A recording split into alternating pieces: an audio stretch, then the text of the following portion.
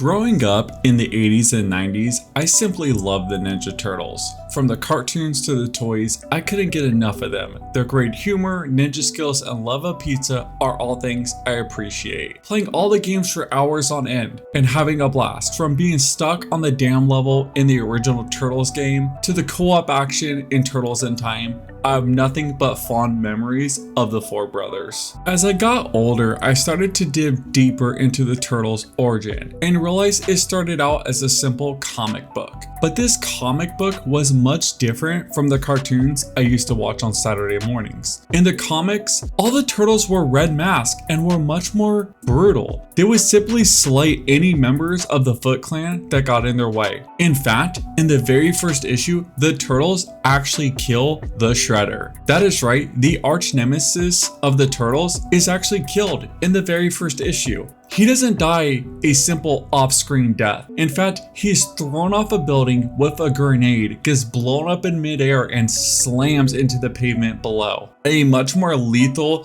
vicious version of the Turtles that now as an adult, I really like. But now, I'm left to wonder, what if we got a video game that dealt with more of the adult themes of these characters? In fact, in the last few years, we had a wonderful story about the Turtles that, if done correctly, would make one amazing game. And thus, that brings us to The Last Ronin. Now, before we get into it and take a deep dive into why I think this would make a really killer game, I want to just take a brief moment and welcome anyone new to the channel. If you are new and like what you see, please consider subscribing. I got a ton of stuff in the works that I would love to share with you all. Also, if you do happen to enjoy the video, please let me know by hitting that like button. But anyways, guys, we got a lot to get into, so let's get into it. Right off the bat, I'm gonna say that in this video, I'm going to assume you have some knowledge of the Last Ronin story arc, since I'm going to be discussing how I'd want this amazing Ninja Turtles plot to be turned into a video game. There will be some spoilers in the video. So here's the spoiler warning in case you haven't read the miniseries yet. But with that out of the way, let's get into the actual discussion. The Last Ronin has a very interesting history. The story for this arc was actually thought of way back in the 1980s when the original creators of the Turtles were talking about how they would like to end the Turtle saga. They even have some notes that show the outline and the initial thoughts of the Last Ronin story arc. And by the way, even way back then, they knew Mikey would be the last turtle. He was actually the very first turtle they thought of, and they've always considered him to be the firstborn brother. The fact that the original creators came back to fully write this out is amazing. We get to have the actual ending to the Turtles that was thought of at the very beginning. Along with the original creators, Peter Lord and Kevin Eastman, we got some other amazing people that worked on this series. Tom Waltz also worked on this series. In fact, one of his past Turtle stories was actually turned into a video game. So hopefully someday we get a Last Ronin video game. But until then, let's dream away of the game we want it to be. In this world, the Foot Clan has taken over New York City, and they roll it with an iron fist. Michelangelo would have to stealth his way through the streets, the rooftops, and the sewers to get to any place he needs to go. I imagine this would feel and play like Arkham City, using your grappling hook to swing from rooftop to rooftop, sneaking up on unexpected foes and taking them out with the quickness and stealth of a true ninja, using the turtle van for more upfront assault, or a place to go to recover and plan your next move, the turtle glider to quickly move about the city in the sky above. So many options the player could use to traverse the hostile territory. Now, while the Last Ronin is a lone warrior, he does have some allies that would make for very interesting characters in this game. April O'Neil could be this game's version